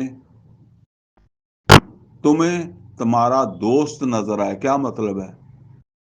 دیکھیں وہ ہمارے ایک کہاوت ہے نا، بس کہاوت ہے، آ گئی ہے تو چلو میں بیان کر دیتا ہوں کہ وہ ایک جو ہے نا وہ ایک کردار ہے سونی اور ایک ہے مہی واڑ، تو وہ بس کہانی ہے، سمجھ لیں آپ۔ تو وہ جو مہی وال ہے نا وہ دریا کے پرلی طرف رہتا تھا، اور وہ جو سونی تھی وہ دریا کے دوسرے طرف رہتی تھی۔ اب اس نے ملنے جانا تھا، اس نے وہاں ایک گھڑا رکھا ہوا تھا۔ اس زمانے میں کشتیاں نہیں ہوتی تھی، کوئی طریقہ ہوگا گھڑوں کے اوپر ہی بیٹھ کر جو ہے نا وہ گھڑا تیرتا رہتا ہے نا، تو اس کے اوپر وہ کسی طریقے سے بیٹھتی اور وہ پار چلی جاتی۔ کہانی کوئی لازمی نہیں آپ سمجھیں کہ حقیقت نہیں ہے۔ اچھا، کسی شرارتی کو یہ شرارت سبجی کہ اس نے وہ گڑا جو تھا نا وہ پختہ گڑا، جس طرح کہتے ہیں نا آپ کچی اینٹ اور پختہ اینٹ، پکی اینٹ جو ہے وہ بٹے میں جا کر پکتی ہے، کچی اینٹ جب بٹے میں جاتی ہے تو پکتی ہے نا، تو اس طریقے سے ایک ہوتا ہے کچا گڑا، پھر اس کو جو ہے نا وہ آپ سمجھ لیں وہ بٹی میں ڈالتے ہیں تو وہاں وہ پکتا ہے، تو وہ پکا گڑا اس نے وہاں رکھا ہوا تھا جس پر وہ بیٹھ کر جاتی تھی۔ کسی شرارتی آدمی نے کیا کیا کہ اس نے وہ پکا گھڑا جو ہے نا وہ وہاں سے ہٹا دیا اور ایک کچا گھڑا لا کر رکھ دیا جو بھی پکا نہیں ہے۔ تو وہ آئی، اس نے اس کو ٹائم دیا ہوا تھا، تو جب وہ آئی تو اس نے دیکھا کہ گھڑا تو کچا ہے، یعنی کچا گھڑا تو جو ہے نا وہ کھر جائے گا مٹی سے، کیونکہ وہ مٹی ہے، پانی لگے گا تو وہ جس طرح کچی اینٹ آپ پانی میں ڈالیں گے تو گارا بن جائے گی، پکی اینٹ ڈالیں گے تو وہ تار کرنے کے لیے ہم پکی اینٹیں تار کرتے ہیں نا، تو وہ گارا نہیں بنتی، وہ تو اور بہتر ہوتی ہیں۔ تو لیکن اس کے اندر اتنا جذبہ تھا، اتنا شوق تھا، وہ کچے گھڑے پر ہی بیٹھ کے اور تھوڑی دور جا کر وہ گھڑا جو ہے وہ پگھل گیا، گارا بن گیا، وہ ڈوب گئی، مر گئی۔ تو بہرحال مر گئی یا نہیں مر گئی، میں تو صرف آپ کو بات سمجھا رہا ہوں۔ اب اسی طریقے سے سمجھ لیں کہ جب ایک آدمی میدان میں جاتا ہے اللہ کے رستے میں، دین کی توحید کی سربلندی میں، اگر اسے یہ یقین ہے کہ اس موت کے آگے میری ملاقات میرے رب سے ہے، اور وہ رب جو میرے لیے اولئک علیہم صلوات من ربہم ورحمہ واولئک هم المہتدون، جس کی عنایتیں مہربانیاں میرے لیے ہیں، تو وہ تو چاہے گا کہ میں جلدی وہاں پہنچ جاؤں، کیونکہ موت کے بغیر موت آتی ہے نا، تو وہ موت کو دیکھ کر واپس نہیں ہوگا۔ دیکھیں وہ واقعہ نبی صلی اللہ علیہ وسلم کے پاس ایک غالباً یہ احد کا ہی واقعہ ہے کہ آپ خیمے میں تھے یا ٹھہرے ہوئے تھے، ایک آدمی آیا، دعوت تو آپ دیتے تھے نا، وہ ساتھ نہیں آیا، تو وہ ابھی ایمان بھی نہیں لایا تھا، تو نبی صلی اللہ علیہ وسلم کو آ کر کہنے لگا، اس کو پتا چلا کہ مسلمان تو میدان میں چلے گا، تو وہ بھی آ گیا، تو اس نے کہا اللہ کے جنگ ہو رہی تھی، تو اس نے کہا اللہ کے رسول اگر میں ایمان لے آؤں اور اس جنگ میں مارا جاؤں تو پھر میں جنت میں چلا جاؤں گا، اللہ کی نعمتوں کا حقدار بن جاؤں گا؟ تو نبی صلی اللہ علیہ وسلم نے کہا ہاں۔ اب جب وہ نبی صلی اللہ علیہ وسلم کے پاس آیا تو نبی صلی اللہ علیہ وسلم نے وہ جیسے کوئی آتا ہے نا، کچھ کھجوریں تھیں آپ نے رکھی ہوئی تھی، کوئی آنے جانے والا جو ہے وہ اس کو، جیسا کوئی آنے جانے والے کو ہم چائے شائے پلا دیتے ہیں، تو اس طرح آپ کوئی آتا تھا تو اس کو سرو کرتے تھے، تو آپ نے اس کو کچھ کھجوریں دی، اس کے ہاتھ پر رکھی، تو اس نے ہاتھ میں کھجوریں پکڑی اور بات کر رہا تھا۔ جب کہا کہ یہ جو ہے نا وہ ہاں تو اگر اس جنگ میں مارا گیا تو کامیاب ہے، تو وہ کھڑا ہوا اور اس نے وہ کھجوریں پھینک دی۔ نبی صلی اللہ علیہ وسلم اس نے کہا کہ میں جا رہا ہوں، تو نبی صلی اللہ علیہ وسلم نے کہا کہ یہ کھجوریں تو کھا لو۔ اس نے کہا کہ کھجوریں کھاتے کھاتے لیٹ ہو جاؤں گا، میں نے اپنے رب سے ملاقات کرنی ہے، مجھے دوست سے ملنا ہے، یہ کھجوریں کھانے میں وقت لگے گا، کھجوریں ادھر ہی پھینکی، چلا گیا اور جا کر شہید ہو گیا۔ یہ ہے جس نے کوئی نماز بھی نہیں پڑھی۔ ہاں یہ بات ہے کہ ایسا نہیں ہے کہ نماز کا وقت ہی نہیں اس کو آیا، نماز وہ بھی پڑھتا اگر وہ زندہ رہتے تو، اللہ ان کی مغفرت فرمائے۔ تو یہ ہے اصل میں وہ جذبہ کہ موت میں، اس رستے کی موت میں تمہیں اپنا دوست اللہ کی عنایتیں نظر آئیں، جنت نظر آئے، موت کے آئینے میں موت کے آئینے میں تجھ کو دکھا کر رخ دوست زندگی اور بھی تیرے لیے دشوار کرے تمہیں، اور بھی یہ زندگی جو ہے نا، یعنی یہ طاغوت، شرک، کفر کی زندگی جو ہے نا، اس سے اور بھی بیزاری پیدا ہو جائے، کیونکہ یہی بیزاری جو ہے نا وہ تجھے اس کام کے لیے اللہ کے ساتھ اللہ کے قریب کرنے کے لیے جو ہے وہ کام دے گی، زندگی اور بھی تیرے لیے دشوار کرے۔ فتنہ ملت بیضا ہے امامت اس کی، آخری شعر ہے، فتنہ ملت بیضا ہے امامت اس کی۔ اس ملت امت محمد صلی اللہ علیہ وسلم کے لیے ایسے شخص کا امیر ہونا، ایسے شخص کا حکمران ہونا، ایسے شخص کی امامت فتنہ ہے جو مسلمان کو سلاطین کا پرستار کرے، یعنی وہ ایسی رہبری، ایسی پیری، ایسی امیری، ایسا امیر، ایسا حکمران، ایسا رہبر، ایسا لیڈر جو تمہیں اپنی پرستش سکھانے لگ جائے کہ تم اسے پوجنے لگ جاؤ۔